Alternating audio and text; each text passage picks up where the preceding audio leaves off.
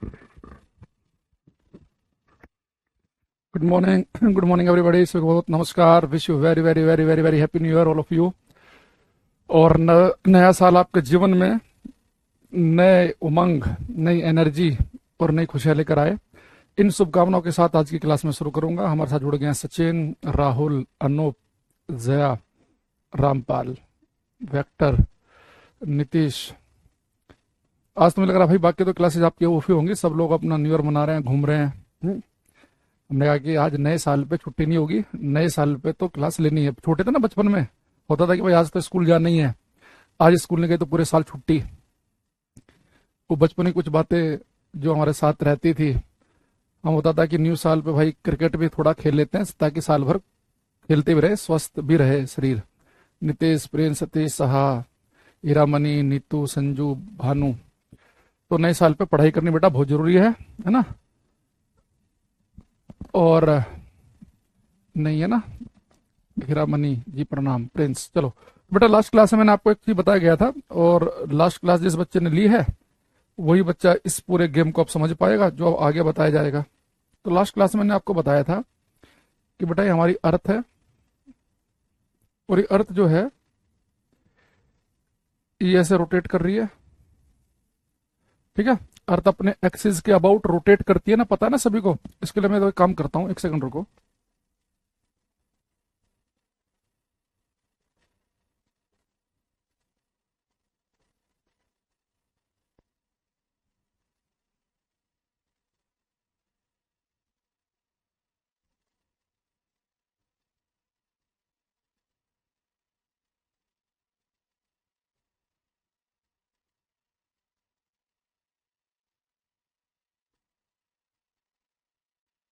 ये बेटा आप ऐसे समझो, जैसे हमारे पास में एक बच्चे का टॉय है, और ये अर्थ ऐसे रोटेट करती है ना, ऐसे।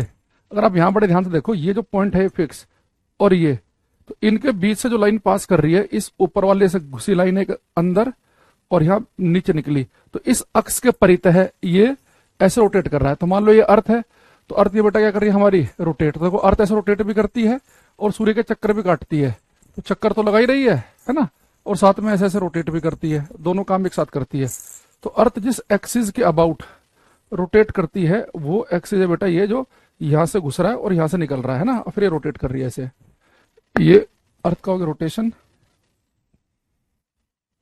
इसे बेटा हम बोलते हैं इक्वेटर, विषुवत रेखा, और ये क्या था बेटा हमारा, नॉर्थ पोल। तो लास्ट क्लास में मैंने आपको जाते हुए समय एक चीज बताई थी कि अगर अर्थ को हम ध्यान से देखें, देर सर ऐसे सीजल का न्यू बैच कब आएगा भाई, आपको पता चल जाएगा एप्लीकेशन पे, है ना, या फिर वहां पे जो नंबर लिखा है उसको कॉल करके पता करो आप। चलो, अब बेटा हमने पढ़ा लास्ट क्लास के अंदर कि जो अर्थ है, जिसके बारे में हम ये पढ़ते हैं कि अर्थ की सतह के आसपास जी की वैल्यू 9.8 है। तो हमने लास्ट क्लास में देखा कि ये बात पूर्ण रूप से सत्य नहीं है। जी की जो वैल्यू है वो पूरी पृथ्वी पर इक्वेटर पे सबसे कम है, और पोल पर जी की वैल्यू है कैसी बेटा, ज्यादा। तो इक्वेटर पे जी का मान कम है और ध्रुव पोल पर जी का मान ज्यादा है। तो पोल पर जी का मान ज्यादा होने की दो वजह हैं। एक तो मैंने बताया था अर्थ की शेप की वजह से जी की वैल्यू पोल पर ज्यादा है। तो हमने एक्सप्लेनेशन में पढ़ा था कि पोल की तरफ अर्थ की रेडियस त्रिज्या कम है, तो जहां पर रेडियस कम होगी तो बाई फॉर्मूला हमने चेक किया था कि वहां जी का मान ज्यादा आएगा। तो जी की वैल्यू पोल पर ज्यादा होने की वजह है एक तो अर्थ की शेप, उसका आकार, और एक मैंने बेटा आपको जाते समय एक बात और बताई थी कि अर्थ के रोटेट करने की वजह से भी जी की वैल्यू जो है वो पोल की तरफ ज्यादा है और इक्वेटर विषुवत रेखा की तरफ कम है। अब हम रोटेशन वाला फैक्टर तो हमने डिस्कस नहीं किया था कि ठीक है, रोटेशन की वजह से पोल पर जी का मान ज्यादा है, तो उसकी वजह क्या है। शेप वाला तो हमने देख लिया था, सबको याद आ रहा है, भूल तो नहीं गए हो, क्योंकि बीच में हमारी 2 दिन की छुट्टी होगी ना, सैटरडे की और संडे की, ठीक है। भूषण कह सर जो पढ़ा अभी तक उसमें सब क्वेश्चन सोल्व हो रहे हैं। अच्छा, मैं आप लोगों को रात को, क्योंकि जब मैंने पहले भी आपसे पूछा था पर तब कमेंट सही से नहीं आ रहे थे, रात को 9 बजे को मैं अपने यूट्यूब चैनल पे वीक में लगभग 2-3 क्लास में ले रहा हूँ आजकल, जिसमें थोड़े से अच्छे लेवल के क्वेश्चन भी हम डिस्कस कर रहे हैं। तो उसमें आया करो भाई ज्यादा ज्यादा बच्चे। और अभी उसमें वही टॉपिक चल रहा है जनरली ज्यादातर जो आपको मैंने पढ़ा दिए हैं, काइनेमेटिक्स के, है ना, जो इक्वेशन ऑफ मोशन, गति के समीकरण से जुड़े हुए, या लॉज ऑफ मोशन, न्यूटन के नियमों से जुड़े हुए क्वेश्चन है। आजकल मैं इसमें ग्रेविटी के क्वेश्चन भी डाल रहा हूँ। ठीक, अब यहाँ देखते हैं बेटा कि रोटेशन की वजह से जी की जो वैल्यू है वो पोल पर ज्यादा क्यों है। अरे देखो बेटा, मान लो कि जी की जो वैल्यू है बेटा अर्थ के रोटेशन की वजह से बदल रही है, और बदल के मान लो गई जी डैश। ये पता कितनी है?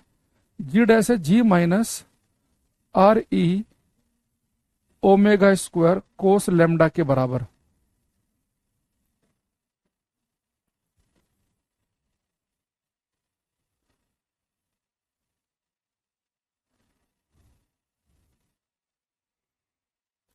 आप कहेंगे सर ये फॉर्मूला क्या है, क्या बताना चाह रहा मैं? अब इसे बड़े ध्यान समझना बेटा। अगर अर्थ रोटेट ना करती, अगर अर्थ रोटेट नहीं करती, तो उस समय जी की वैल्यू जो भी होती, उसे मैंने यहां पे लिख दिया, ये जी है। ये जी की वैल्यू तब है अगर अर्थ रोटेट नहीं कर रही होती। तो उससे मान लो जी का मान आता 10 या 9.9 या 9.8 या 9.7 जो भी है, तो वो ये है। ये बेटा जो are E omega square cos lambda है ना, ये इतनी वैल्यू अर्थ के रोटेशन की वजह से, पृथ्वी की घूर्णन गति की वजह से घट रही है। अगर अर्थ रोटेट ना कर रही होती तो जी का मान थोड़ा सा ज्यादा होता। जितना मैं जी की वैल्यू आज दिखाई दे रही है ना धरती पर, जो भी जी की वैल्यू आज है 9.8 है मान लो, अगर अर्थ रोटेट ना कर रही होती, भाई ओमेगा क्या है? अर्थ की एंगुलर वेलोसिटी। जब अर्थ ऐसे घूमेगी तो बेटा घूम रही वस्तु के पास एंगुलर वेलोसिटी होती है, उसका भी मैं जिक्र करूंगा। अगर आप एक सीधी रेखा में चल रहे हैं तो आपके पास में जो वेलोसिटी, आपके पास में जो वेग है, उसे हम कहते हैं लीनियर वेलोसिटी, उसे हम कहते हैं रेखीय वेग, जिसे हम शॉर्टकट में खाली वेलोसिटी कहते हैं। तो अभी तक जितनी वेलोसिटी मैं आपको पढ़ा रहा था वो सारी की सारी लीनियर वेलोसिटी थी, वो रेखीय वेग था। और रेखीय वेग कैसा रहा था?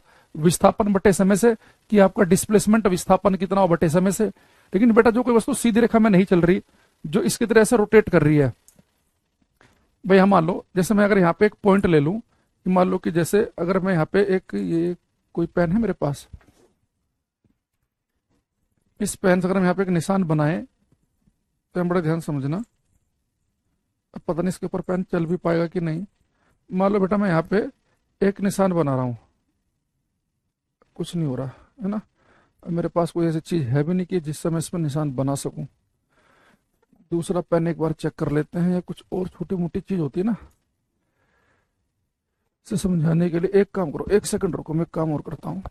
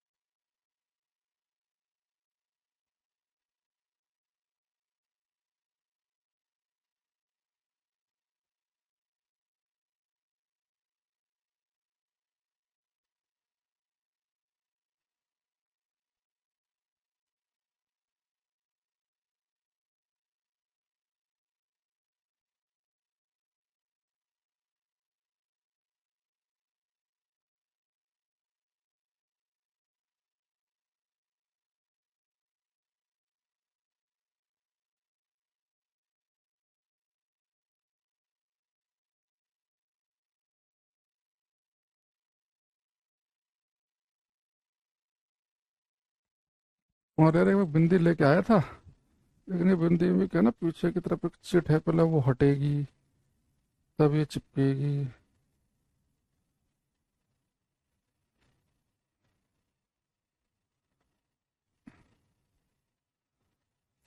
इसके लिए होने चाहिए थोड़े से नेल्स बड़े, नाखून बड़े, है ना। एक काम करते हैं, चलो अभी बेटा मैं यहाँ पे बिंदी चिपका रहा हूँ। देखो अब सभी को ये बिंदी यहाँ पे लगी हुई दिख रही होगी, एक पॉइंट दिख रहा होगा ना, दिख रहा है सभी को। अब मुझे एक चीज़ बताओ, जब मैं ये ऐसे, ये रोटेट कर रहा है बेटा ये, तो इसके ऊपर मैंने एक पॉइंट ले लिया, एक पार्टिकल ले लिया, जो बिंदी लगी है, इसे मान लो कि एक पॉइंट है ये। जब ये कोई चीज रोटेट करेगी तो देखो ये पॉइंट भाग रहा है ना ऐसे, ये पॉइंट अभी यहां पर था, जब ये भागेगा तो इस पॉइंट के पास भी तो कुछ वेलोसिटी होगी भाई। अगर ये पॉइंट एक सीधी रेखा में भाग रहा होता तो इसके पास होते लीनियर वेलोसिटी, पर ये अब ऐसे रोटेट कर रहा है, ये पॉइंट यहाँ पे था, ये ऐसे रोटेट कर रहा है, सॉरी। तो इसके पास में कौन सी होगी, लीनियर वेलोसिटी। तो बेटा यहाँ पे जो ओमेगा है ना, ये एंगुलर वेलोसिटी है, ये एंगुलर वेलोसिटी, यह है कोणीय वेग। यानी कि अब यहां से आप समझ सकते हैं कि पृथ्वी के जब अर्थ रोटेट कर रही है, ऐसे अर्थ ऐसे रोटेट कर रही है, तो पृथ्वी के पास में कोणीय वेग एक एंगुलर वेलोसिटी है। क्योंकि कोई भी पॉइंट जो भी हम अर्थ पे लेंगे, जब वही ऐसे अर्थ घूम रही है तो पॉइंट पे तो भाग रहा है ऐसे, तो भागती हुई चीज के पास कुछ तो वेलोसिटी होगी। तो उस एंगुलर वेलोसिटी की वजह से, पृथ्वी के कोणीय वेग की वजह से, ओमेगा की वजह से, ये are E omega square cos lambda, इतना बड़ा जो हिस्सा है वो जी की वैल्यू में से घट रहा है। भाई अगर अर्थ रोटेट ना करती तो मान लो कि जी की वैल्यू उस समय होती 10, पृथ्वी रुकी हुई है, जी की वैल्यू 10 है, पर अर्थ रोटेट कर रही है, तो अर्थ के रोटेशन की वजह से जी की वैल्यू में से कितना बड़ा हिस्सा घट रहा है, are E omega square cos lambda.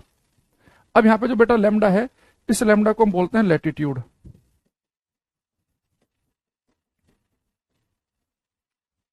Latitude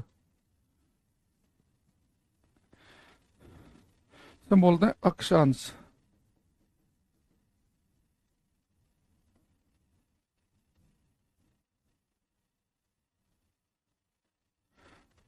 latitude अक्षांश।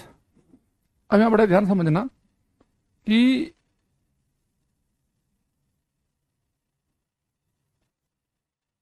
अगर आपसे मैं बोलूं कि भाई चलो ये आर ई क्या है, अर्थ की रेडियस है, पृथ्वी की त्रिज्या है, रेडियस ऑफ अर्थ, पृथ्वी की त्रिज्या, ठीक।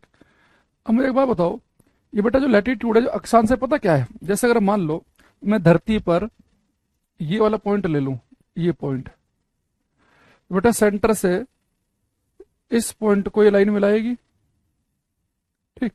अब बेटा ध्यान से समझना, ये बेटा मैंने पॉइंट लिया ये वाला, तो ये बेटा जो इक्वेटर वाली लाइन है, तो इस इक्वेटर वाली लाइन से इस ये वाला जो पॉइंट है, इन दोनों को मैंने मिलाया, तो बेटा ये इनके बीच में जो एंगल बना ना, ये लैटिट्यूड कहलाएगा। तो मान लो कि आप ऐसे कह सकते हैं कि हम कहते हैं कि धरती पे ये चीज जो है 30 डिग्री के लैटिट्यूड पर है, तो 30 डिग्री के अक्षांश लैटिट्यूड का मतलब ये है कि जो इक्वेटर वाली लाइन है, उस इक्वेटर वाली लाइन से ये वाला जो पॉइंट है, ये 30 डिग्री का एंगल बना रहा है, ये लैटिट्यूड होता है। अगर बेटा मान लो मैं ये वाला पॉइंट ले लूं, तो इसका जो लैटिट्यूड बनेगा वो और ज्यादा बनेगा। और बेटा मैं पोल वाला पॉइंट लूं, तो बड़े ध्यान से देखना, जो पोल वाला पॉइंट है, ये इक्वेटर वाली लाइन से कितना एंगल बनाएगा, 90 डिग्री का। यानी जो पोल होते हैं उनके लिए लैटिट्यूड की वैल्यू तो 90 डिग्री होती है। जो पोल हैं उनके लिए लैटिट्यूड की जो वैल्यू है वो कितनी है, 90 डिग्री।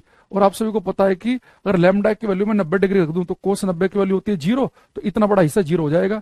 यानी कि जो पोल हैं इन पर तो बेटा ये वैल्यू जो है जी की वैल्यू में से कुछ घट ही नहीं रहा है, अर्थ के रोटेट करने की वजह से भी। इसलिए जी की वैल्यू पोल पर ज्यादा क्यों है? तो पोल पर, ध्रुव पर जी का मान इसलिए ज्यादा है, उसकी वजह यह है कि पोल पर जी की वैल्यू इसलिए ज्यादा है क्योंकि पोल के लिए जो बेटा लैटिट्यूड बनेगा, जो लैम्डा की वैल्यू बनेगी वो 90 डिग्री बनेगी, और कोस 90 कितना होता है, 0। तो 0 बनने की वजह से इतना बड़ा फैक्टर जो घटना चाहिए था वो घटेगा ही नहीं। तो यहां पे देखें हम कि फोर पोल्स लैम्डा की वैल्यू होती है बेटा 90 डिग्री, और कोस 90 की वैल्यू कितनी होती है, 0। तो यानी कि जी डैश किसके बराबर आ गया, जी के बराबर। तो यानी कि पोल पर बेटा अर्थ के रोटेट करने की वजह से कोई फैक्टर घट ही नहीं रहा है। यानी अगर अर्थ रुकी हुई हो तो जो जी की वैल्यू होगी, तो अर्थ के रोटेट करने की वजह से पोल पर जी की वैल्यू वही है, तो पोल पर जी के मान पर अर्थ के रोटेट करने की वजह से कोई फर्क नहीं पड़ रहा है, इसलिए पोल पर जी का मान ज्यादा है। अगर कोई आपसे कह दे कि अर्थ ऐसे रोटेट कर रही है, अगर अर्थ रोटेट करना बंद कर दे तो पोल पर जी के मान पे क्या फर्क पड़ेगा? अगर अर्थ ने रोटेट करना बंद कर दिया तो पोल पर जी के मान में कोई फर्क पड़ना ही नहीं है, क्योंकि अभी भी नहीं पड़ रहा। भाई अगर अर्थ रोटेट करना बंद कर देगी तो उसकी एंगुलर वेलोसिटी 0, तो इतना बड़ा हिस्सा घटना बंद हो जाएगा। यानी जी डैश किसके बराबर आएगा, जी के, और पोल पे तो पहले से जी डैश जी के बराबर है। यानी कहने का मतलब यह है कि अगर हम ये देखें कि रोटेट करने की वजह से, पृथ्वी घूर्णन गति की वजह से जी की वैल्यू में से कितना बड़ा हिस्सा घट रहा है, इतना बड़ा हिस्सा घट रहा है। लेकिन पोल पर ये पोल पर नहीं घट रहा है हिस्सा, क्योंकि पोल पर लैम्डा की वैल्यू 90 है, तो कोस 90 की वैल्यू 0, तो पोल पर तो इतना बड़ा हिस्सा घट ही नहीं रहा है। यानी वहां के लिए तो आप समझो कि एंगुलर वेलोसिटी जीरो ही है। अच्छा, दूसरी चीज, अगर मैं काम करूं फॉर इक्वेटर, अगर बेटा हम इक्वेटर की बात करें तो इक्वेटर के लिए बेटा देखो, ये लैम्डा क्या होता है कि जो इक्वेटर वाली लाइन से जितना एंगल बनेगा, अगर बेटा मैं पॉइंट को इक्वेटर पे ले लूंगा तो इक्वेटर वाली लाइन इक्वेटर वाले पॉइंट के साथ में तो कोई एंगल बनाएगी नहीं, तो फॉर इक्वेटर विषुवत रेखा के लिए लैम्डा की वैल्यू जीरो जाएगी और कोस जीरो की वैल्यू हो जाएगी 1, और कोस की मैक्सिमम वैल्यू एक ही हो सकती है, कोस का अधिक से अधिक मान एक ही हो सकता है। यानी अगर हम इक्वेटर वाले पॉइंट लेंगे तो बेटा कोस लैम्डा की वैल्यू आएगी मैक्सिमम। तो यानी कि जी में से सबसे बड़ा हिस्सा कहां घट रहा है, इक्वेटर पे, क्योंकि इक्वेटर पे are E omega square cos lambda सबसे ज्यादा इक्वेटर पे है। तो इक्वेटर पर अगर ये हिस्सा सबसे ज्यादा मात्रा में घट रहा है, यानी अर्थ के रोटेट करने की वजह से सबसे कम जी की वैल्यू कहां पे, इक्वेटर पे है। तो इक्वेटर पे जी की वैल्यू इसलिए क्या है, ये मिनिमम है, क्योंकि सबसे बड़ी जो वैल्यू है वो इक्वेटर पे घट रही है। अगर आप और कोई भी जगह ले लें, जैसे मान लो आपने ले लिया ये 60 डिग्री, तो कोस 60 की वैल्यू होती है 1/2, तो जितना इक्वेटर पे मान घट रहा है उसका आधा ही मान घटेगा। तो अगर आपसे बोल दे कि अर्थ के रोटेट करने की वजह से जी की वैल्यू पे क्या फर्क पड़ रहा है, हम बोलेंगे अर्थ के रोटेट करने की वजह से जी की वैल्यू में से इतना बड़ा फैक्टर घट रहा है। तो ये फैक्टर सबसे ज्यादा कहां पर घट रहा है, इक्वेटर पे, विषुवत रेखा पे घट रहा है। अगर ये फैक्टर सबसे बड़ा इक्वेटर पे घट रहा है तो इक्वेटर पे इसलिए जी की वैल्यू क्या है, सबसे कम है, और ये फैक्टर पोल पे तो घट ही नहीं रहा है, इसलिए पोल पर जी की वैल्यू कैसे है, सबसे ज्यादा। बाकी जगह पर भी घटेगा, पर बाकी जगह पे क्या होगा, जितना इक्वेटर पे घट रहा उतना नहीं घटेगा। तो बाकी जगह पे इसलिए जी की वैल्यू क्या बेटा, सबसे कम यहाँ, सबसे ज्यादा यहाँ। तो अगर हम यहाँ से यहाँ की तरफ को जाएंगे तो जी की वैल्यू बढ़ते बढ़ते दिखेगी और पोल पर सबसे ज्यादा दिखाई देगी आपको। अब यहाँ पे उसने एक पेपर में क्वेश्चन पूछता है हमारे से, ये तो पिछली क्लास में हमने पढ़ ही लिया था कि अर्थ के रोटेट करने की वजह से इक्वेटर पे जी का मान कम होता है, ध्रुवों पर ज्यादा। उसके हमने एक्सप्लेनेशन देखी कि जी का मान ध्रुवों पर ज्यादा इसलिए है क्योंकि ध्रुवों के लिए लैम्डा की वैल्यू 90 डिग्री होती है, तो कोस 90 की वैल्यू कितनी होती है, 0। तो कोस 90 की वैल्यू अगर 0 है तो इसका मतलब है कि पोल पर तो कोई वैल्यू घट ही नहीं रही है रोटेट करने की वजह से। सबसे ज्यादा वैल्यू कहां पे घट रही है, इक्वेटर पे, क्योंकि लैम्डा की वैल्यू यहाँ पे 0 डिग्री होगी, तो कोस 0 का मान 1, वो कोस की मैक्सिमम वैल्यू है। तो सबसे बड़ा मान कहां घट रहा है, इक्वेटर पे, और कहां पे बिल्कुल भी नहीं घट रहा, पोल पे। तो पोल पर जी का मान ज्यादा और इक्वेटर पे कम। अब एक उसने क्वेश्चन पूछा पेपर में, ये बहुत इंपॉर्टेंट है, सबको ध्यान रखना है, ये पेपर में आ भी सकता है। ये एक बार तो सीपीओ के एग्जाम में आया था, 2 बार लगातार। तो उसने कहा कि अगर अर्थ रोटेट करना बंद कर दे, अगर पृथ्वी घूर्णन गति करना बंद कर दे, तो जी के मान पे क्या फर्क पड़ेगा। अगर अर्थ ने रोटेट करना बंद कर दिया तो जी की वैल्यू बेटा क्या फर्क पड़ेगा, जी की वैल्यू बढ़ेगी, घटेगी, सेम रहेगी, क्या होगा, ये आपको बताना है। अगर अर्थ रोटेट करना बंद कर दे तो जी की वैल्यू पर क्या प्रभाव पड़ेगा। करेंगे, जो बच्चे टाइम से क्लास में आए वो करो, और जो लेट आए good morning happy new year करना बंद करो।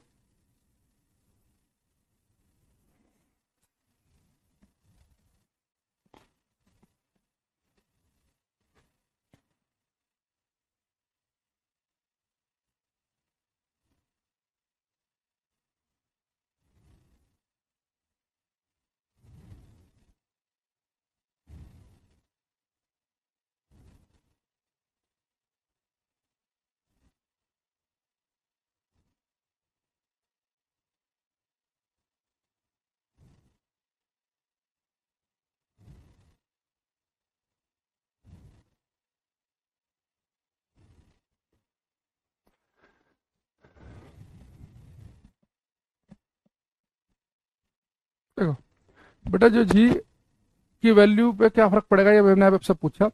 तो अगर अर्थ बेटा रोटेट करना बंद कर दे, तो आपको पता है कि सर पोल पे तो कोई फर्क पड़ना नहीं है। अगर अर्थ ने रोटेट करना बंद कर दिया, अर्थ की एंगुलर वेलोसिटी हो गई 0, तो इतना बड़ा फैक्टर तो घटना बंद हो जाएगा पोल पे। तो पोल पे तो ये फैक्टर पहले से ही नहीं घट रहा। तो अगर अर्थ ने रोटेट करना बंद कर दिया तो पोल पे तो कोई फर्क नहीं पड़ेगा। भाई पोल पे कोई फर्क नहीं पड़ेगा, बाकी जगह तो पड़ेगा। बाकी जगह क्या होगा, जी की वैल्यू अब जितनी है उससे थोड़ी सी बढ़ जाएगी। भाई अगर अर्थ ने रोटेट करना बंद कर दिया तो बाकी जगह देखो, इक्वेटर पे या बाकी और जितने पॉइंट हैं, इन सब जगह तो जी की value are E omega square cos lambda के बराबर घट रही है। तो अगर अर्थ ने रोटेट करना बंद कर दिया तो ओमेगा की वैल्यू 0 होते ही इतना बड़ा फैक्टर बाकी जगह भी घटना बंद हो जाएगा। तो अगर अर्थ रोटेट करना बंद कर दे तो जी की वैल्यू, ध्रुवों पे तो कोई फर्क पड़ेगा नहीं, ध्रुवों पे तो जी का मान जो भी आज है वही का वही रहेगा, लेकिन बाकी जगह बेटा जी की वैल्यू थोड़ी थोड़ी सी इंक्रीज कर जाएगी। भाई बाकी जगह तो जी की वैल्यू में से कुछ घट ही रहा है अर्थ के रोटेट करने की वजह से, क्योंकि हर जगह थोड़े ना लैम्डा की वैल्यू 90 डिग्री है, कहीं पे लैम्डा 30 है, कहीं 60 है, कहीं 45 है, और अर्थ घूम रही है, एंगुलर वेलोसिटी भी है उसके पास। तो बाकी जगह जी की वैल्यू थोड़ी थोड़ी सी इंक्रीज करेगी। तो अगर पृथ्वी अपने अक्ष के परितः घूर्णन गति करना बंद कर दे तो जी का मान ध्रुवों को छोड़कर बाकी जगह थोड़ा थोड़ा सा बढ़ेगा। तो जी का मान ध्रुवों पर थोड़ा थोड़ा सा क्यों नहीं कहा मैंने बढ़ेगा, क्योंकि जी का मान पे रोटेशन की वजह से कोई फर्क पड़ता ही नहीं है। तो ये फैक्टर जो है ये तो वहां पे पहले से ही लैम्डा 90 की वजह से जीरो है। अगर अर्थ रोटेट करना बंद कर देगी ओमेगा जीरो तो तब भी वहां पे कोई फर्क नहीं पड़ेगा। लेकिन बाकी जगह तो लैम्डा 90 नहीं है ना, तो बाकी जगह जी का मान थोड़ा थोड़ा सा इंक्रीज करेगा ध्रुवों को छोड़कर। हालांकि अभी भी सब जगह बराबर नहीं होगी जी की वैल्यू। क्यों? आप कहोगे सर अब तो सब जगह बराबर हो जानी चाहिए, क्योंकि यहाँ पे तो चलो जब ओमेगा की वैल्यू जीरो हो जाएगी तो पूरा फैक्टर जीरो हो गया। तो अब तो सब जगह जी की वैल्यू जो है वो बराबर होनी चाहिए। वो पता क्यों नहीं होगी बराबर? क्योंकि अर्थ के जो शेप वाला फैक्टर है वो तो अभी भी है ही, अर्थ ऐसी है।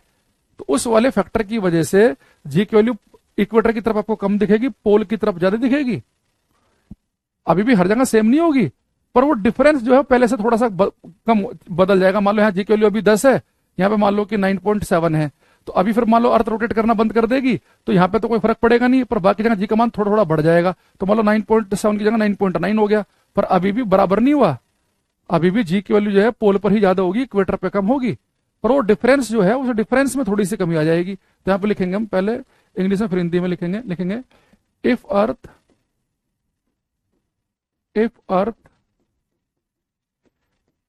stops rotating if earth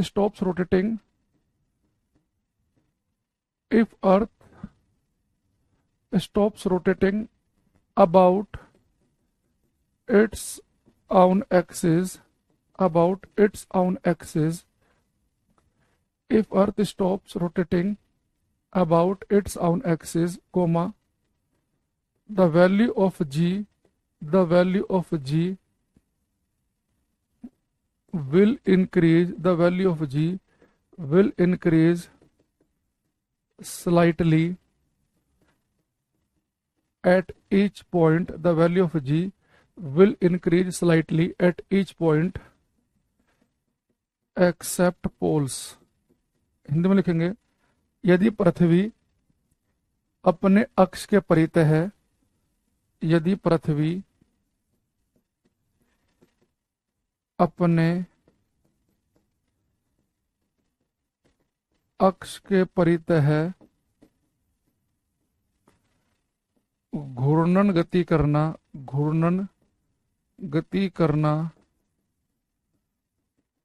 बंद कर दे तो जी का मान ध्रुवों को छोड़कर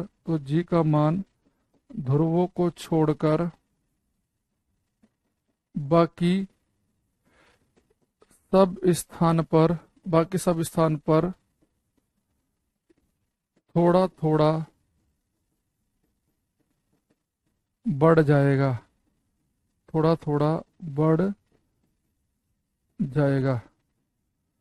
अगर अर्थ ने रोटेट करना बंद कर दिया तो जी की वैल्यू जो है वो ध्रुवों को छोड़कर बाकी सब जगह थोड़ा थोड़ा बढ़ेगी। अब आपको समझ आ रहा है कि ध्रुव पे मैंने क्यों इफेक्ट नहीं कहा, क्योंकि अर्थ के रोटेट करने की वजह से पोल पर तो जी के मान पे कोई प्रभाव पड़ ही नहीं रहा है। तो अर्थ घूमे नहीं घूमे, जी की जो वैल्यू आज दिख रही है वही की वही जी की वैल्यू पोल पर रहेगी। पर बाकी जगह क्या इफेक्ट पड़ेगा कि अगर अर्थ ने रोटेट करना बंद कर दिया तो ओमेगा की वैल्यू जीरो, तो जो फैक्टर घट रहा था रोटेट करने की वजह से वो घटेगा नहीं, तो बाकी जगह जी का मान थोड़ा थोड़ा सा इंक्रीज करेगा। अब बेटा इसी में ही वो दो वेराइटी और बना सकता है। देखो जो मैंने आपको फॉर्मूला बताया कि अर्थ के रोटेट करने की वजह से जी की वैल्यू बदल कर हो गई जी डैश, और ये किसके बराबर है? Are E omega square cos lambda के बराबर। ठीक। और वो बेटा आपसे कह दे कि अगर अर्थ ने रोटेट करना बंद कर दिया, यहां तो ओमेगा की वैल्यू जीरो ही होगी कि अगर अर्थ ने रोटेट करना बंद कर दिया तो जो जी की वैल्यू में से इतना बड़ा फैक्टर घट रहा था वो घटना बंद हो जाएगा, जी की वैल्यू बढ़ेगी। अच्छा दूसरी चीज, अगर बेटा ऐसा आपसे कह दे, एक केस बना दे वो कि अगर अर्थ जो है उसकी एंगुलर वेलोसिटी बढ़ जाए, जैसे अर्थ ऐसे रोटेट कर रही है, एक चक्कर 24 घंटे में पूरा करती है, मान लो अर्थ जो है वो 18 घंटे में एक चक्कर पूरा कर ले या 12 घंटे में एक चक्कर पूरा कर ले। अगर अर्थ की एंगुलर वेलोसिटी इंक्रीज कर जाए तो क्या होगा बेटा? अगर अर्थ की एंगुलर वेलोसिटी इंक्रीज कर गई, ओमेगा की वैल्यू बढ़ गई, तो इतना बड़ा जो फैक्टर था ये जो जी की वैल्यू में से घट रहा था, अब ओमेगा की वैल्यू बढ़ने की वजह से ज्यादा मात्रा में घटेगा, यानी अगर अर्थ की एंगुलर वेलोसिटी कोणीय वेग बढ़ गया, अगर अर्थ तेजी से घूमने लगे, तो जी की वैल्यू जो आज आपको दिख रही है ना, तो जी की वैल्यू बेटा कम हो जाएगी। हर जगह जी की वैल्यू थोड़ी थोड़ी सी घटेगी, किसे छोड़कर, एक्सेप्ट पोल, क्योंकि पोल पे तो कोई फर्क पड़ना ही नहीं है, कि पोल पे तो पहले से ही रोटेशन का कोई प्रभाव ही नहीं है। तो अगर अर्थ जैसे रोटेट कर रही है, अगर अर्थ तेज घूमने लगे, एक चक्कर मान लो कि वो केवल किस में पूरा कर ले, 24 की जगह 22 घंटे में, 20 घंटे में, 18 घंटे में, अगर अर्थ की एंगुलर वेलोसिटी बढ़ गई, तो जो जी की वैल्यू में से इतना बड़ा फैक्टर घट रहा था, ये फैक्टर और ज्यादा घटेगा, तो जी का मान कम हो जाएगा। अच्छा, अगर ऐसे कह दे आपसे कि अगर अर्थ स्लो हो जाए, उसकी एंगुलर वेलोसिटी घट जाए, तो बेटा अगर ओमेगा की वैल्यू कम होगी, तो जो इतना बड़ा फैक्टर घट रहा था तो कम घटेगा, तो जी का मान बढ़ जाएगा पोल को छोड़कर। तो अगर कहते हैं कि अर्थ रोटेट करना बंद कर दे, या अर्थ की एंगुलर वेलोसिटी धीरे हो जाए, कम हो जाए, स्लो हो जाए, तो जब भी वो एंगुलर वेलोसिटी कम होगी, तो एंगुलर वेलोसिटी बेटा कम होने की वजह से जो इतना बड़ा फैक्टर घट रहा था, वो फैक्टर अब कम घटेगा, या एंगुलर वेलोसिटी जीरो होने पे वो घटेगा ही नहीं, तो जी का मान जो है उसमें जो कुछ वैल्यू घट रही थी वो घटना बंद हो गई, तो जी का मान बढ़ जाएगा। भाई मान लो कि जी की वैल्यू 10 है, इसमें से घट रहा है मान लो कि 0.3, अगर अर्थ की एंगुलर वेलोसिटी स्लो हो गई, कम हो गई, तो अब कम होने की वजह से ज्यादा ये इतने बड़े फैक्टर की वैल्यू घट जाएगी। अब मान लो कि पहले वैल्यू कितनी आ रही थी 9.7, अब ये 0.2 ही घट रहा है, तो 9.8 ही, यानी कि थोड़ी सी बढ़ गई। अगर तेज घूमना शुरू कर देगी, तो मान लो पहले 0.3 घट रहा था, अब 0. ये वैल्यू क्या होगी बेटा, ज्यादा मात्रा में जब ये एंगुलर वेलोसिटी बढ़ेगी तो ज्यादा वैल्यू बढ़ जाएगी, 0.6 हो गई मान लो, तो 9.4 ही रह जाएगा, जी का मान घट जाएगा। तो इस वाले फॉर्मूले की हेल्प से आप ये भी चेक कर सकते हैं कि अगर अर्थ तेज घूमने लगे, तो तेज घूमने पे ज्यादा बड़ा फैक्टर घटेगा, तो जी की वैल्यू घटेगी। धीरे घूमने पे ये फैक्टर कम हो जाएगा, तो जी का मान क्या होगा, बढ़ेगा, लेकिन पोल को छोड़कर, एक्सेप्ट पोल्स, तो पोल पे कोई प्रभाव नहीं पड़ेगा। इस बात को भी ध्यान रखना है, ठीक है।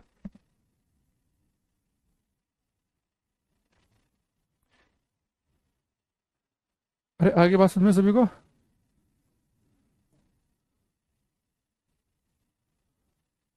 ये वाले क्वेश्चन कर लो कैसे। हम्म? अब हमारे पास में, मैं फटाफट इस चैप्टर को आपको रिवाइज कराता हूँ 5 क्वेश्चन के साथ। ये 5 क्वेश्चन आप सुनेंगे ध्यान से, क्वेश्चन बोल के उसका आंसर भी मैं ही बताऊंगा।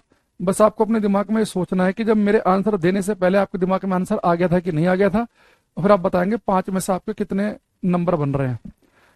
पहला क्वेश्चन ये, अगर कोई मेरे से पूछ ले कि भाई दो अलग अलग मास, अलग अलग द्रव्यमान की वस्तुएं हैं, जैसे एक अर्थ है और एक सन है, तो जो इनके बीच में जो गुरुत्वाकर्षण बल लगता है, जो ग्रेविटेशनल फोर्स लगता है, वो कौन ज्यादा लगाएगा?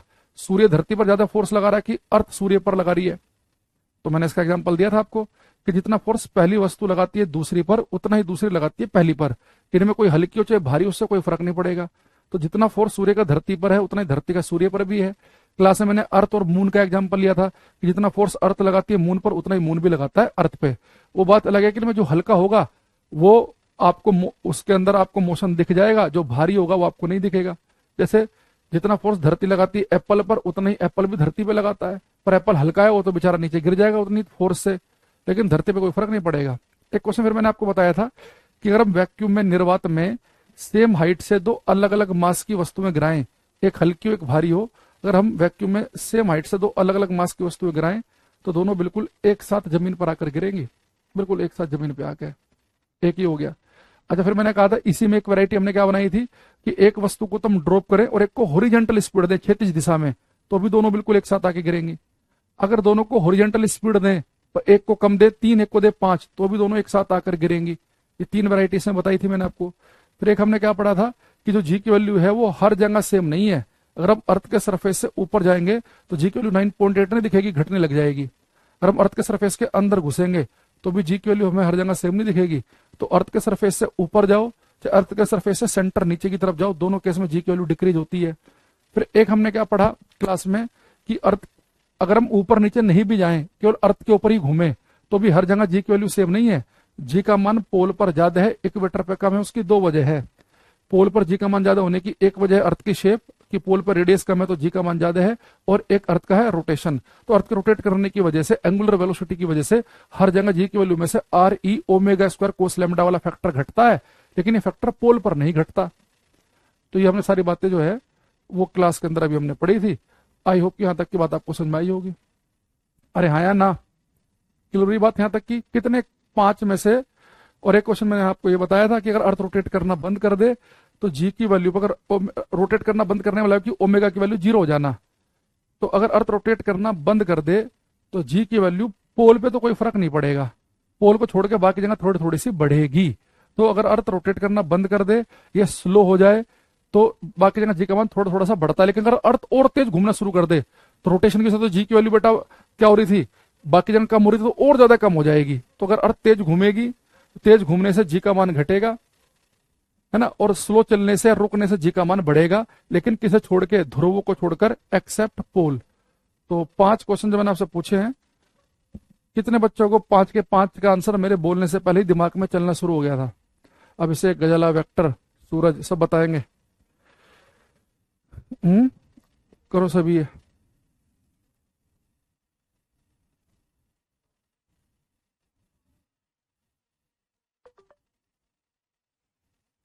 फुल क्लियर पुष्पेंद्र, सूरज कह रहे हैं। अच्छा, एक क्वेश्चन ढूंढता भी मैं भी आपके लिए। एक बार पीडीएफ ना इतनी सारी हो गई है पढ़ा पढ़ा के।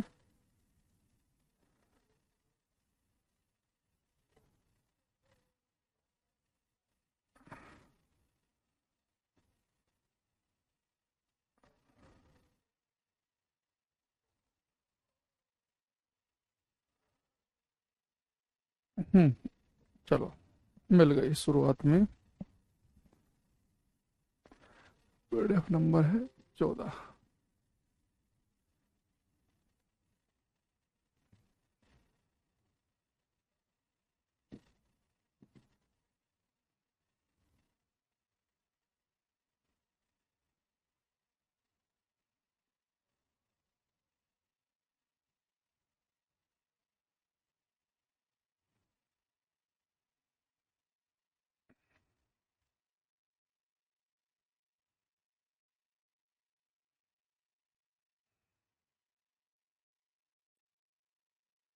ये बेटा क्वेश्चन करो, कम से कम 2 ऑप्शन तो आप बाहर निकाल ही सकते हैं। अगर आपको पूरा नहीं भी पता ना तो आप 2 ऑप्शन तो बाहर निकाल सकते हैं। करेंगे तो कौन कौन से 2 ऑप्शन आंसर नहीं होंगे, एटलीस्ट ये तो आप देख ही लो।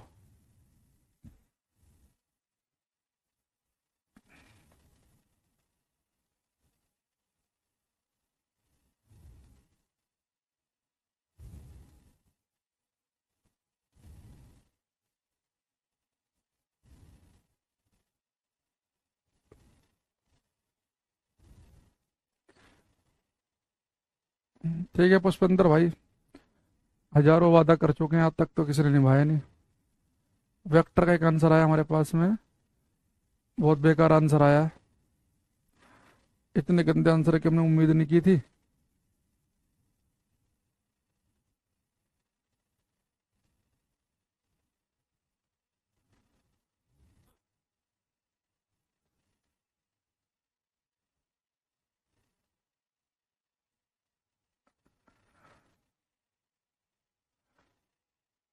पहले जब की तरह ठीक था, अब तूने गलत कर दिया।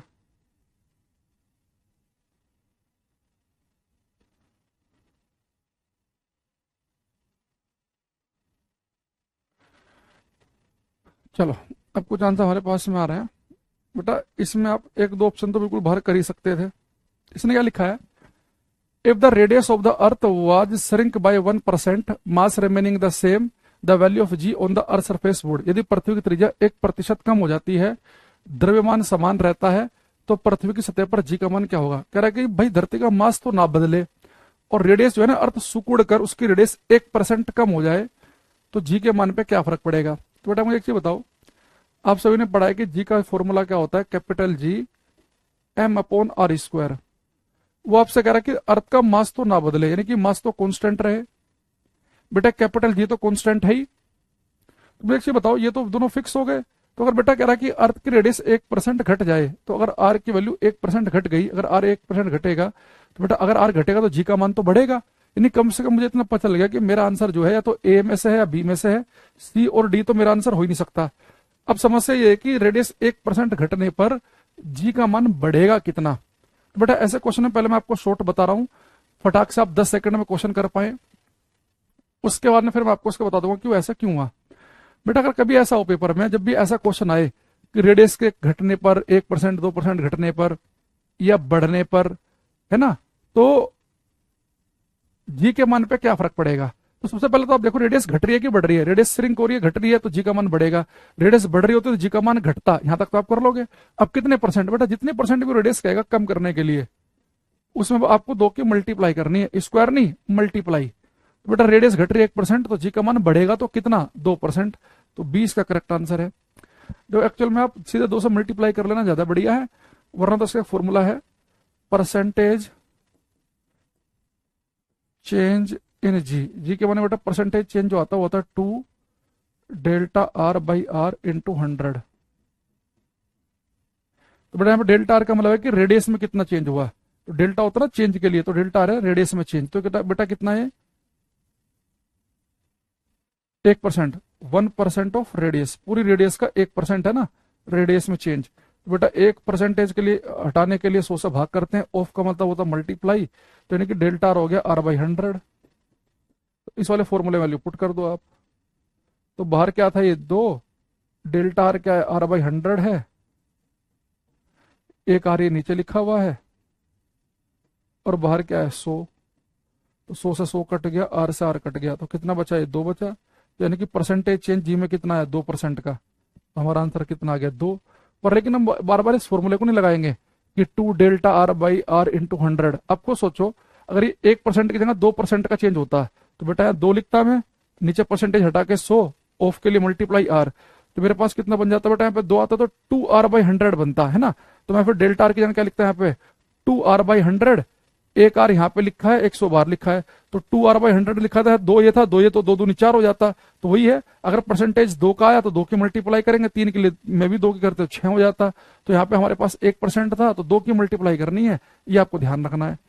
ऐसा क्वेश्चन कई पेपर में आ चुका है कि अगर अर्थ का मास हम कांस्टेंट रखकर रेडियस 1% घटा देंगे तो जी का मान 2% बढ़ जाएगा।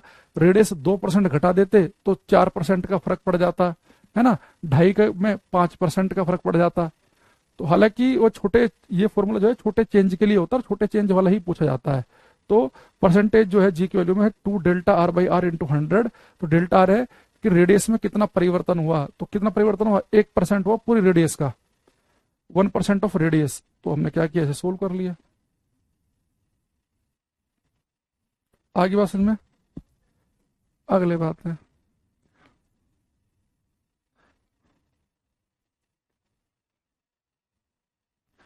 ये करना बेटा एक बार। इस तरह का क्वेश्चन मैंने आपसे पूछ रखा है पहले, ये करो।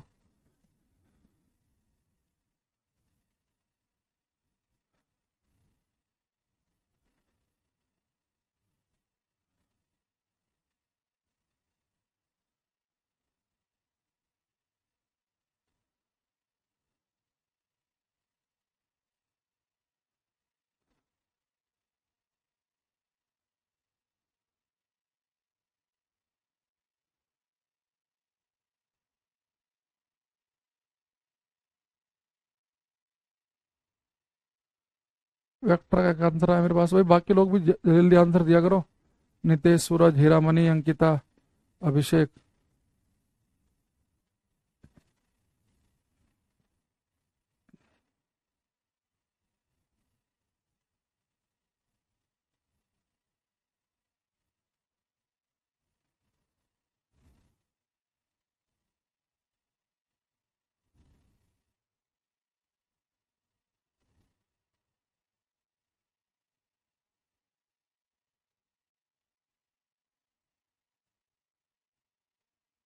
हम्म, देखो इसने क्या लिखा बेटा, ये क्वेश्चन इंपॉर्टेंट है, इस तरह के आते हैं पेपर में, तो इसलिए आपको मैंने थोड़ा ज्यादा समय दिया। इसने कहा है the mass of a body on earth is 100 kg, acceleration due to gravity की वैल्यू जी की है 10।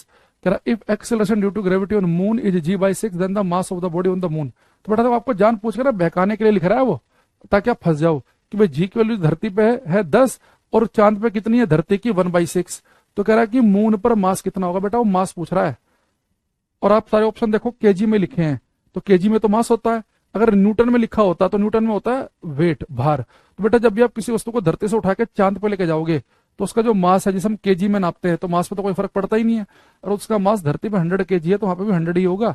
ये 1/6 हमें कब करना पड़ता वेट के बारे में? तो अगर उसका वेट होता 100 न्यूटन, तो वहां पे हो जाता 100/6 न्यूटन। तो 100/6 न्यूटन वहां पे आता। प्रिंस, पुष्पेंद्र, अभिषेक, कुछ कुछ हमारे पास कमेंट आ रहे हैं बच्चों के। तो अगर इसी में बेटा पूछ ले कि उसका वेट चांद पर कितना हो जाएगा, तो आप पहले उसका धरती पर वेट निकाल लो। तो वेट क्या होता है? mg। एम की वैल्यू दे रखी है 100, जी की वैल्यू 10, यानी उसका जो वेट है ये धरती पर 1000 न्यूटन का है। 1000 न्यूटन। तो मून पर जो बेटा वेट होता है वो वेट होता है 1/6, मास नहीं होता। तो हमारा आंसर आता है इसका 1000/6 न्यूटन, यानी कि 500/3 न्यूटन। तो बेटा वेट होता है 1/6 और मास का रहता है सेम। तो जो मास अर्थ पर है 100 kg, मास में कोई फर्क नहीं पड़ता, मून पर भी मास 100 kg ही होगा। ठीक है। वेट जितना धरती पे है पहले धरती पे निकाल लो, उसका 1/6 कर लो। थोड़ा भाई मौसम ठंडा सा लग रहा है, एक सेकंड रुको।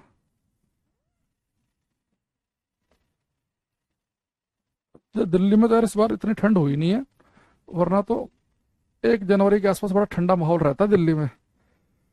इस बार कंपैरेटिवली उतना दिखा नहीं। गांव देहात में तो मैंने सुना है हो रही है इस बार भी बढ़िया ठंड।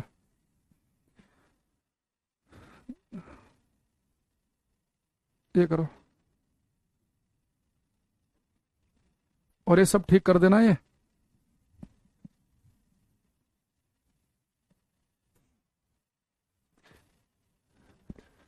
पीएनजी नहीं मिली कोई बात नहीं, क्लास में से देख के खुद नोट्स बना लो।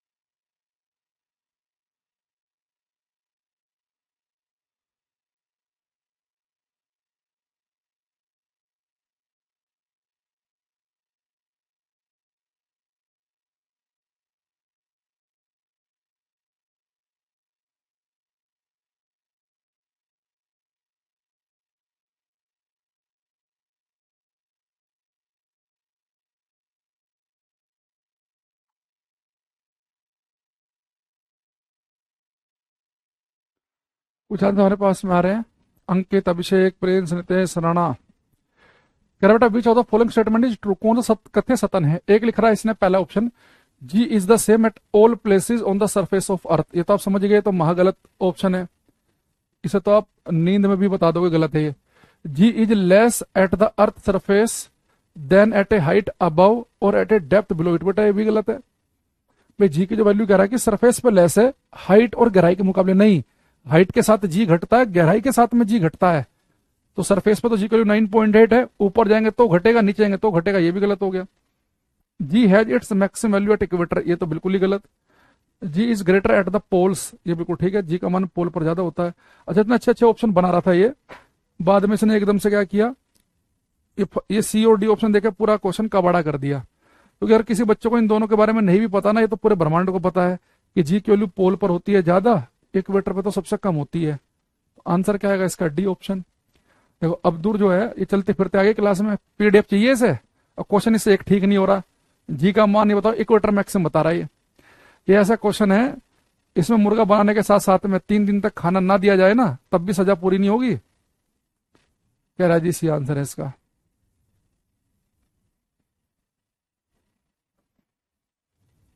अभिषेक भाई तुम्हारे बहुत लेट आंसर आ रहे हैं।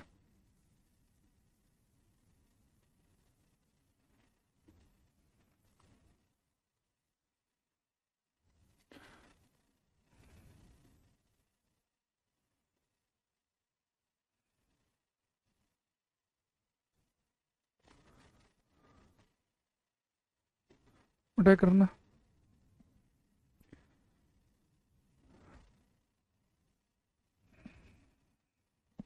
राणा जी का एक आया है, सर फाइनली एम्स में सिलेक्शन हो गया है जूनियर एडमिनिस्ट्रेटिव ऑफिसर पोस्ट में। कौन से वाले एम्स में हुआ भाई? दिल्ली विल्ली वाले में हो तो यार हमें भर्ती करवा देना कभी, जरूरत पड़ेगी तो। सुना हमने एम्स में भर्ती होना बड़ा मुश्किल काम होता है। एडमिनिस्ट्रेटिव वाले तो करवा देते हैं। इसने लिखा है एक उपग्रह पृथ्वी की परिक्रमा एक वृत्ताकार कक्षा में करता है। A satellite revolves around the earth in a circular orbit if gravitational pull suddenly disappear. तो ग्रेविटेशनल पुल अगर सडनली डिसअपियर हो जाए तो क्या होगा? तो कह रहा है कि ये क्या करेगा, फॉल डाउन करेगा with increasing speed, continuous to move with the same speed and along the same path, moves with the same speed tangential to the original orbit, comes to rest after moving certain distance along the original path. 4 option आपके पास में, सब करो। ये प्यारा question है एकदम बढ़िया, थोड़ा सा फील करना, ठीक है।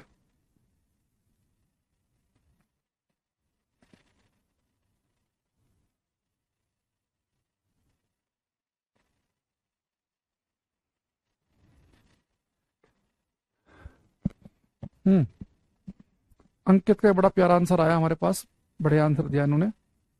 देखो बेटा हमारे पास में ये कह रहा है कि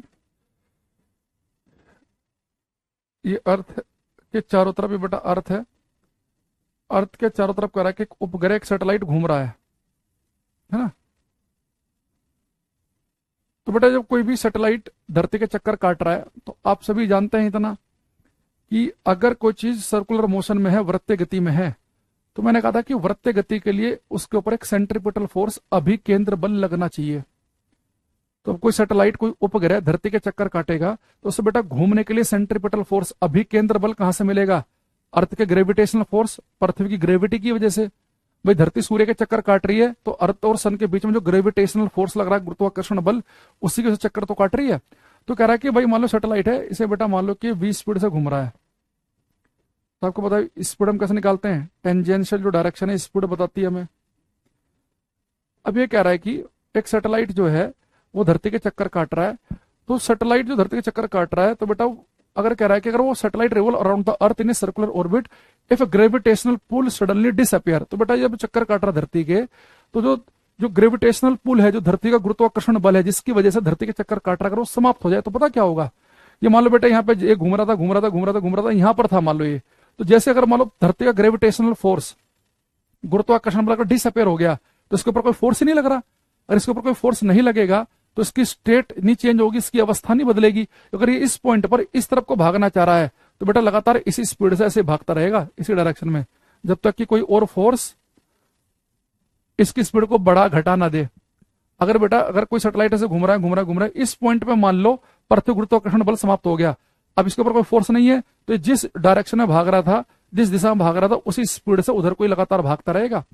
अब अपने घर में कभी ट्राई करके देखना। जैसे मान लो मेरे पास बेटा ये है, क्या मिल गया मुझे आज? कुछ ना कुछ मिल ही जा रहा है। ये मेरा जो चार्जिंग है, चार्जिंग वाला, मैं ऐसे ऐसे घुमा रहा हूँ, ऐसे ऐसे करके घुमा रहा हूँ।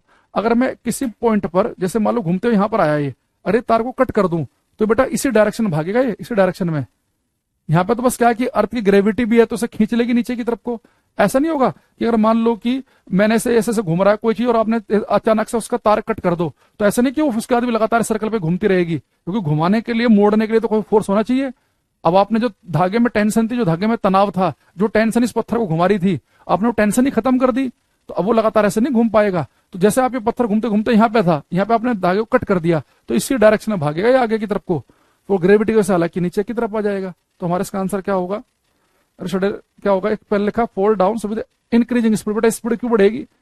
स्पीड बढ़ाने या घटाने का काम तो किसका होता है? स्पीड बढ़ाने या घटाने का काम होता है किसी फोर्स का, जिसके ऊपर सडनली फोर्स गायब ही हो जाएगा। तो जो जिस समय फोर्स गायब हुआ उस समय जो भी उसकी स्टेट थी, वो जिस डायरेक्शन में था, जितनी स्पीड से था, उतनी स्पीड से मूव करेगा। Continuous to move with the same speed and along the same path. Same path में सर्कल में कैसे घूम जाएगा? Moves the same speed tangentially, क्योंकि बेटा ऑब्जेक्ट जो है जब कोई घूम रहा होता है ना सर्कुलर पाथ में, तो उसकी स्पीड होती है टेंजेंशियली, स्पर्श रेखा की दिशा में। मैंने आपको सर्कुलर मोशन पढ़ाते समय बताया था, जब वो डिसअपियर होगा तो टेंजेंशियली, टेंजेंट के डायरेक्शन में ही सेम स्पीड से भागेगा वो। कह रहा है कि come to rest after moving certain distance along the original path. नहीं, और ओरिजिनल पाथ तो सर्कुलर मोशन है, तो उसमें तो घूम ही नहीं सकता वो।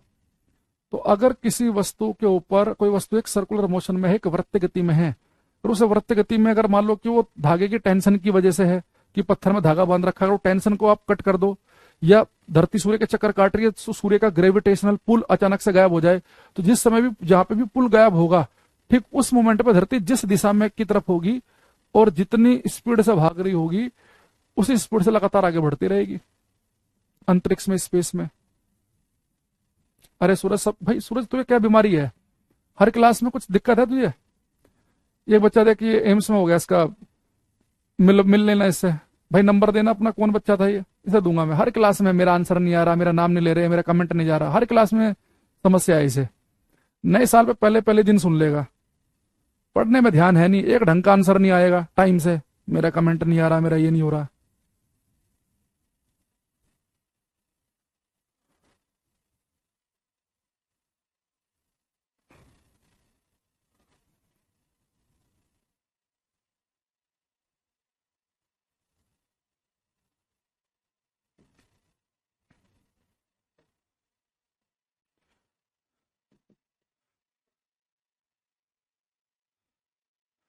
ये करना भाई,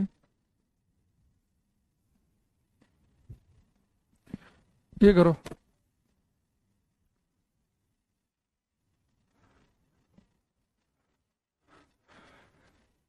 ये कह रहा है कि an artificial satellite orbiting the earth does not fall down because the earth attraction. पृथ्वी की परिक्रमा करने वाला कृत्रिम उपग्रह पृथ्वी के आकर्षण कारण नीचे क्यों नहीं गिरता है? तो कोई भी सैटेलाइट धरती के चक्कर काट रहा तो कह रहा है कि वो नीचे क्यों नहीं गिर रहा। जैसे मान लो, हालांकि जब सैटेलाइट में आपको पढ़ाऊंगा ज्यादा अच्छा आपको तब समझ में आएगा, पर अभी भी आप इसे समझ सकते हैं, कोई इतनी बड़ी बात नहीं है। ये बेटा अर्थ के चारों तरफ एक सैटेलाइट घूम रहा है, तो कह रहा है कि भाई जब ये धरती के चारों तरफ चक्कर लगा रहा है तो इसके ऊपर जो धरती का जो ग्रेविटेशनल फोर्स लग रहा है, गुरुत्वाकर्षण बल, उस गुरुत्वाकर्षण बल की वजह से नीचे की तरफ को क्यों नहीं गिर रहा। एक कह रहा है कि balanced bye attraction of moon, इसे मून के अट्रैक्शन ने बैलेंस कर रखा है। कह रहा है कि जो अर्थ का जो अट्रैक्शन है वो खत्म हो जाता है इतनी बड़ी दूरी पर। Is balanced by viscous drag produce by atmosphere, वायुमंडल द्वारा उत्पादित चिपचिपे ड्रैग द्वारा संतुलित होता है। Produce the necessary acceleration of its motion in a curved path, इसे घुमावदार पथ के लिए आवश्यक त्वरण उत्पन्न करता है। ये चार ऑप्शन हमारे पास में है, ठीक है। देखो बेटा, जब कोई सैटेलाइट अर्थ के चक्कर लगा रहा है तो सारे के सारे जो सैटेलाइट होते हैं ये तो पृथ्वी के वातावरण से बाहर होते हैं, एटमोस्फेयर से बाहर होते हैं सारे के सारे, है ना। तो ये सी तो इसका आंसर हो ही नहीं सकता, जब वो चक्कर काट रहा है तो धरती के एटमोस्फेयर में तो है ही नहीं वो। दूसरा वो कह रहा है कि इतनी दूरी पर अर्थ का अट्रैक्शन समाप्त हो जाता है, ये भी गलत है भाई। अगर अर्थ का अट्रैक्शन समाप्त हो जाए इतनी दूरी पर, वो अर्थ के अट्रैक्शन की वजह से तो घूम रहा है वो भाई जो सैटेलाइट जो है। अब बता सूरज, क्या नाम पढ़ूं तुम्हारा? सी ऑप्शन बता रहा था इस क्वेश्चन का आंसर, और फिर कहेगा जी मेरा कमेंट नहीं पढ़ते तुम। तो ठीक आंसर देगा, ढंग का देगा, लगेगा तो तेरा नाम भी लेंगे। आंसर तो सी बता रहा है इस क्वेश्चन का। तेरे घर वाले अगर सुन रहे हो ना तेरी क्लास 7 में, तो मैं कहूंगा जो भी इसके अगल बगल में हो, दो मारो उसके कान पे। अब ये जो है जितने भी सैटेलाइट जो है वो अर्थ के जो चक्कर काट रहे होते हैं वो पृथ्वी के वातावरण से बाहर होते हैं, एटमोस्फेयर से। कोई दिखाते हो सैटेलाइट चक्कर काटते हुए? अलग अलग हाइट पे होते हैं ये। सबसे मिनिमम हाइट भी जनरली 400-500 किलोमीटर तो रहती है, और एक हम पढ़ेंगे आगे सैटेलाइट में जो स्टेशनरी हो तो 36,000 किलोमीटर की हाइट पे होता है। अब ये तो बिल्कुल गलत, इतनी दूरी पर अर्थ का अट्रैक्शन समाप्त हो रहा है, बिल्कुल ही गलत है भाई। अर्थ के अट्रैक्शन की वजह से घूम रहा है वो। एक्चुअल में क्या होता है कि जब भी कोई सैटेलाइट अर्थ के चक्कर काट रहा है, सर्कुलर मोशन कर रहा है, तो सर्कुलर मोशन के लिए एक फोर्स चाहिए होता है जो उसे घुमा दे, जो उसकी डायरेक्शन को बदल दे। तो वो डायरेक्शन बदलने के लिए जो उसे फोर्स चाहिए, वो फोर्स बेटा अर्थ के अट्रैक्शन की वजह से ही मिल रहा है, तो उसी के साथ वो घूम पा रहा है वो। और वो जो अर्थ का जो अट्रैक्शन है जिसके से घूम पा रहा है, तो उसे बेटा घूमने के लिए जितना एक्सेलरेशन चाहिए, एक्सेलरेशन होता है सर्कुलर मोशन में v²/r, वो एक्सेलरेशन ये त्वरण कोई फोर्स ही दे सकता है, F=m में। तो बेटा घूमने के लिए जब कोई पार्टिकल एक सर्कल में घूम रहा है तो घूमने के समय उसके ऊपर एक फोर्स लगता है जो उसे घुमा दे। तो जब कोई सैटेलाइट धरती के चक्कर काटता है तो चक्कर कटाने के लिए जो फोर्स चाहिए वो अर्थ का अट्रैक्शन ही है, और यही फोर्स क्या करता है, इसे घूमने के लिए जितना त्वरण चाहिए, एक्सेलरेशन चाहिए, वो प्रोवाइड कराता है। तो डी इसका करेक्ट आंसर है। हालांकि जब मैं आपको सैटेलाइट पढ़ाऊंगा तो तब आपको और ज्यादा बढ़िया से इसके बारे में पता चलेगा, पर अभी मैं चाह रहा था कि आप ऑप्शन एलिमिनेट करना सीखो। मान लो किसी क्वेश्चन के बारे में कोई जानकारी नहीं है, तो हम एक भाई इस बच्चे को भगाने दो, गोविंद को ना, इसकी केमिस्ट्री शुरू करवाते हैं आज ही।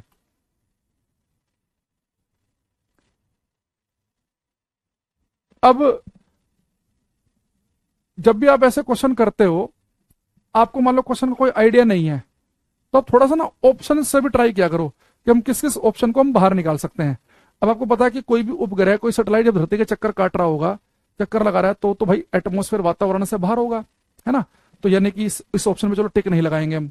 जब चक्कर काट रहा है तो अर्थ के अट्रैक्शन की वजह से ही काट रहा है, तो पृथ्वी का अट्रैक्शन तो समाप्त होगा नहीं। और वैसे भी हमने पढ़ा है कि जो ग्रेविटेशनल फोर्स होते हैं, गुरुत्वाकर्षण बल, ये हर दूरी पे काम करते हैं। ये पृथ्वी सूर्य के बीच में लग रहे हैं, पृथ्वी और एप्पल के बीच में लग रहे हैं, ये छोटे से लेकर हर दूरी तक काम करते हैं। तीसरा, जब कोई वस्तु सर्कुलर मोशन में होगी तो घूमने के लिए उसे एक फोर्स चाहिए ताकि उसकी डायरेक्शन हर पॉइंट पे बदल सके। सर्कुलर मोशन में पढ़ चुके हैं। तो बेटा जो फोर्स है, सेंट्रीपिटल फोर्स, ये जो एक्सेलरेशन पैदा करता है वो है v²/r। तो ये एक्सेलरेशन तो कोई फोर्स ही पैदा कर सकता है। तो घूमने के लिए जितना उसे त्वरण चाहिए, एक्सेलरेशन चाहिए, वो हमें किससे मिलेगा? वो इसी से ही मिलेगा। तो डी इसका करेक्ट आंसर है, बाकी सारे ऑप्शन गलत हैं। तो ये केवल ऑप्शन एलिमिनेशन समझाने के लिए बताया गया था, बाकी इसकी एग्जैक्ट एक्सप्लेनेशन आपको समझ में आएगी जब हम कर रहे होंगे आपका ये सैटेलाइट। ठीक है, अब आते हैं बेटा हम क्लास में लिफ्ट वाले केस पे। लिफ्ट या एलिवेटर। लिफ्ट,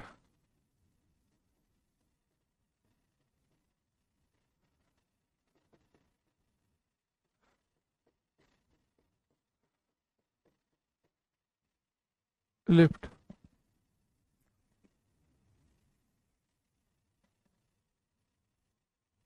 पहले सोचा था मैं आज नए साल में एकदम चिल माहौल में पढ़ाऊंगा एकदम बच्चों को, और तुम्हारी हरकतें ऐसी इरिटेट कर देते तुम टीचर को। क्यों, पढ़ना तो मैं है नहीं। 11:15 क्लास में गोविंद आके अपना 12:15 बजे, 1 घंटे बाद, केमिस्ट्री कब शुरू होगी, केमिस्ट्री कब शुरू होगी। केमिस्ट्री में थोड़ी ना पढ़ाऊंगा, जब मैं बताऊंगा जो केमिस्ट्री पढ़ाया केमिस्ट्री वाले टीचर से पूछना, या कॉल सेंटर पे कॉल करके पूछो। या मैंने सोचा कि चलो इसे बोलूंगा मैं भी, एक बार कंप्लीट हो जाए मेरा जो मैं बोल रहा हूँ क्वेश्चन। 500 कमेंट कर दिए, पूरा कमेंट बॉक्स ही भर दिया कब से केमिस्ट्री शुरू होगी। अब ब्लॉक कर दिया, अब शांति से बैठा रहेगा। क्या ग्रेजुएशन कहिए, पता नहीं कौन से स्कूल से पढ़े हो, चल भी रहे कि बंद हो गए। अब यहां देखना बेटा, अब यहां पे आएंगे हम लिफ्ट पे। इसमें एक बड़े प्यारे से इजी से क्वेश्चन से मैं शुरुआत करता हूं, और बहुत सारे बच्चे मुझे पता है कि लाइन से गलत आंसर देंगे उस क्वेश्चन का। और लिफ्ट में 100 में से अकेले 60% वही क्वेश्चन आता है। तो मेरा क्वेश्चन आपसे ये है, पहला क्वेश्चन, कि मान लो कि बेटा मैं एक लिफ्ट में हूं, है ना, एक लिफ्ट में। लिफ्ट समझ रहे हो ना, जो आपको पहले फ्लोर से 10 फ्लोर 20 फ्लोर पे लेके जाएगा, एलिवेटर।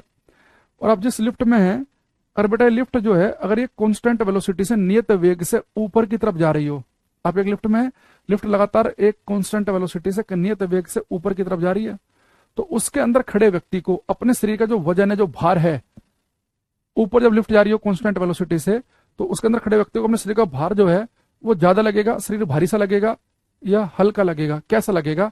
अगर आप एक लिफ्ट के अंदर हैं और ऊपर की तरफ लिफ्ट है कांस्टेंट वेलोसिटी से, तो उसके अंदर खड़े व्यक्ति को अपना भार कम लगता है कि ज्यादा, ये आपको बताना है। हम्म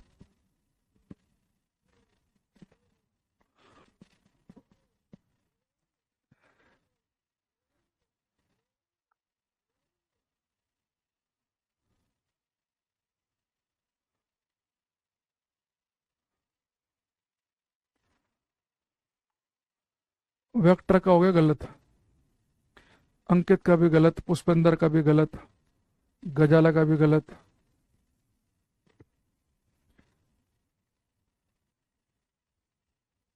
राजेश अंकित दोनों का गलत।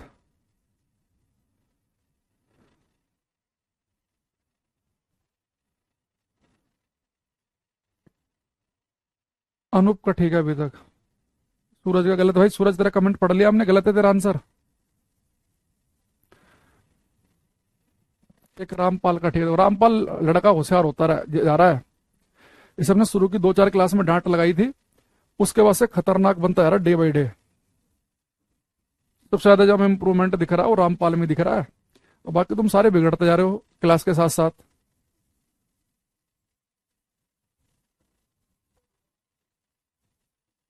देखो, जितने बच्चे कह रहे हैं जी वेट ज्यादा लगेगा, उन सबका गलत है।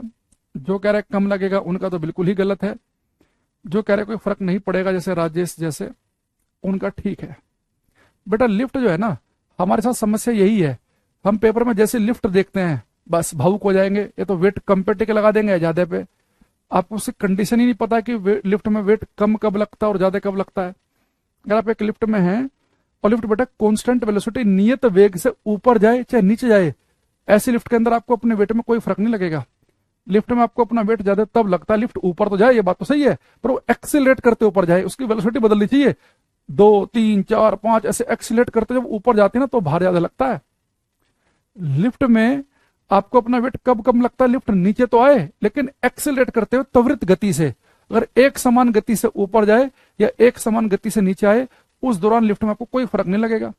अभी देखो आपको फील कराता हूं मैं। मान लो कि आप ग्राउंड फ्लोर पे खड़े हैं, आपने बटन दबाया 25वें फ्लोर का, तो बेटा लिफ्ट जस्ट चलना शुरू करेगी ग्राउंड फ्लोर से, तो अब धीरे धीरे अपनी वेलोसिटी को तो बढ़ाएगी, वो अभी 0 पे है, बढ़ाएगी 1 2 3 ऐसा कुछ बढ़ाएगी, तो बेटा जस्ट लिफ्ट ऊपर की तरफ को जाएगी। कभी किसी लिफ्ट में खड़े हो ना, जस्ट जब वो चलना शुरू करेगी तो एक्सीलरेट करेगी ना, 0 से अपनी वेलोसिटी को बढ़ाएगी ऐसे, तो आपको अपना शरीर थोड़ा भारी सा लगेगा। पर एक आध फ्लोर जाने के बाद में अब मान लो उसने वेलोसिटी बढ़ा बढ़ा के 10 पे जाकर रोक ली अपनी वेलोसिटी को, अब वो लगातार फिर एक ही वेलोसिटी से जाएगी, तो लिफ्ट जस्ट जब ऊपर की तरफ को उठती है उस समय आपको अपना शरीर भारी सा लगता है। पर एक आध फ्लोर के बाद फिर आप स्मूथली नॉर्मली खड़े होते हैं, आपके अगल बगल में लोग खड़े हैं नॉर्मली बात कर रहे हैं, क्योंकि जब वो लिफ्ट एक समान गति से जा रही है अब आपको कोई फर्क नहीं लगेगा।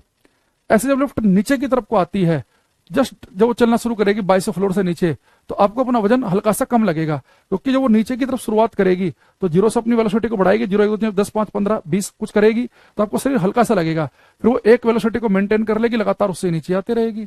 तो जिस दौरान लिफ्ट एक समान वेग से गति कर रही होती है बीच में कहीं, है ना, तो उस समय आपको अपने भार में कोई फर्क नहीं लगता। भार में फर्क तब लगता है लिफ्ट ऊपर जाए पर त्वरित गति से ऊपर जाए, एक्सीलेट करते हुए। भार कम लगेगा जब एक्सीलेट करते हुए नीचे की तरफ आए। तो इसके लिए मैं पहले आपको, जैसे मैं बनाऊंगा शॉर्टकट में, पहले आप ऐसे बनाना, अगली क्लास में मैं इसके आपके फॉर्मूले बना दूंगा, उससे हम न्यूमेरिकल करेंगे। तो अगर कोई बेटा लिफ्ट जो है ए एक्सीलरेशन से, ए त्वरण से ऊपर की तरफ जाए, तो उसके अंदर खड़े व्यक्ति का वेट भार क्या हो जाएगा, ज्यादा लगेगा उसे।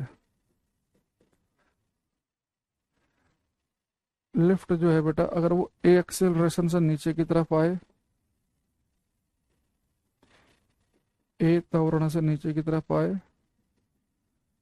तो उसके अंदर खड़े व्यक्ति को अपना वेट लगेगा कम।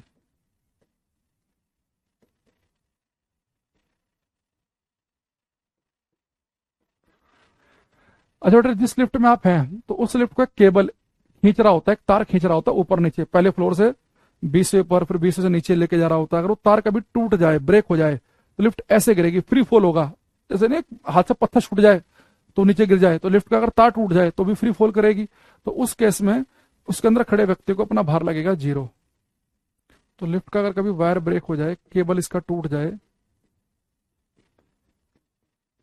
केबल अगर ब्रेक हो जाए, तो बेटा बनेगी फ्री फॉल की कंडीशन, मुक्त रूप से गिरना कहते हैं हिंदी में से,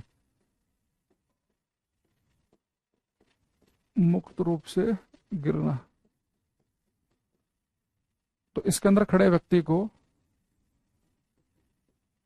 अपना वेट जो लगेगा वो कितना महसूस होगा, 0। तो लिफ्ट ऊपर है ए एक्सीलरेशन से तो वेट ज्यादा, लिफ्ट नीचे है ए एक्सीलरेशन से तो वेट कम, और ब्रेक, केबल ब्रेक होने पर वेट क्या लगेगा, 0।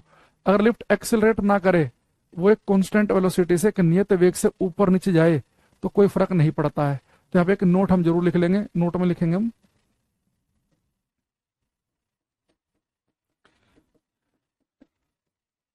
इन case of lift also, in case of lift also there will be no change, there will be no change in weight, there will be no change in weight if velocity of lift is constant। Hindi में लिखेंगे, lift वाले case में भी, lift वाले case में भी, lift वाले case में भी लिफ्ट वाले केस में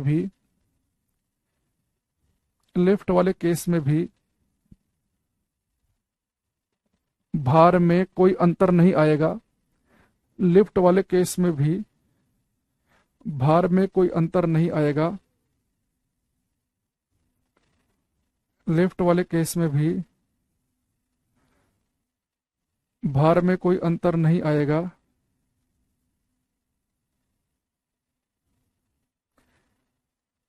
लिफ्ट वाले केस में भी भार में कोई अंतर नहीं आएगा।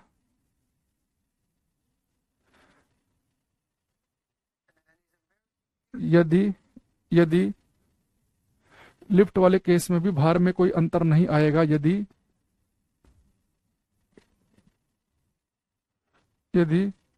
लिफ्ट का वेग एक समान हो। यदि लिफ्ट का वेग एक समान हो। In case of lift also there will be no change in weight if velocity of lift is constant. तो आपने क्या करना है, सबसे पहले आप एक काम करेंगे, जैसे आप लिफ्ट वाला केस देखें तो लिफ्ट वाले केस को देखते ही आप सबसे पहले समझेंगे कि लिफ्ट एक्सिलरेट कर भी रही कि नहीं कर रही है। अगर वो एक्सिलेट नहीं कर रही है, एक समान वेग से कांस्टेंट वेलोसिटी से अगर वो ऊपर नीचे जा रही है तो वेट में कोई फर्क नहीं लगेगा। वो एक्सिलेट करते ऊपर जाएगी तो वेट ज्यादा, एक्सिलरेट करते हुए नीचे आएगी तो वेट कम, और तार टूटने पर वेट क्या हो जाएगा, 0। आगे बात समझ में? अरे हाँ या ना? ठीक, तो आज के लिए हम इतना ही रखते हैं। कल को मैं आपको 3 इक्वेशन बनाऊंगा इस क्लास में कि भाई लिफ्ट ऊपर जा रही है, वेट ज्यादा लग तो रहा है पर कितना। लिफ्ट नहीं जा रही है, वेट कम लग रहा है, कितना। तुम कुछ और, जब तार टूटता है तो वेट 0 क्यों होता है, हो जाता है, उसकी वजह क्या है। कल हम इसमें लिफ्ट से कुछ इक्वेशन बनाएंगे, और यहां से कल एक चीज हम और बढ़िया समझेंगे कि जो हम कहते हैं कि मेरा वेट जो है, हमने एक पढ़ा था कि वेट होता है mg। वेट वो फोर्स है जिससे हमें धरती खींच रही है अपनी तरफ को। तो हम किसी वेइंग मशीन पे जब खड़े होते हैं तो वेइंग मशीन क्या चीज मेजर करती है, आपको कल को वेट का एक बहुत अच्छा सा और आइडिया होगा। तो कल हम क्या करेंगे, क्लास में इनकी इक्वेशन बना के पढ़ेंगे ढंग से, ठीक है। तो पढ़ के आना, और once again happy new year. हालांकि हैप्पी न्यू ईयर तो तुम्हारा खराब कर दिया आज मैंने, 2-4 को तो चिपका दिए हैं, है ना। तो बुरा मत मानना, ये जरूरी भी है ना जीवन में, थोड़ा थोड़ा सा हमें मिलते रहना चाहिए पंच, है ना। थोड़ा सा एक क्या कहते हैं ना, किक मिलती रहनी चाहिए। घर वालों ने डांटना बंद कर दिया है, स्कूल कॉलेज में आप जा नहीं रहे हो, तो थोड़ा सा दिमाग तुम्हारा एक्टिव रहे, थोड़ा तेज चले, तो उसके लिए कहीं से तो कुछ तो मोटिवेशन मिले हमें। तो अब हम क्या करेंगे, नेक्स्ट क्लास में मिलेंगे कल, ठीक है। Bye, thank you everyone. ठीक है पुष्पेंद्र भाई, बाय।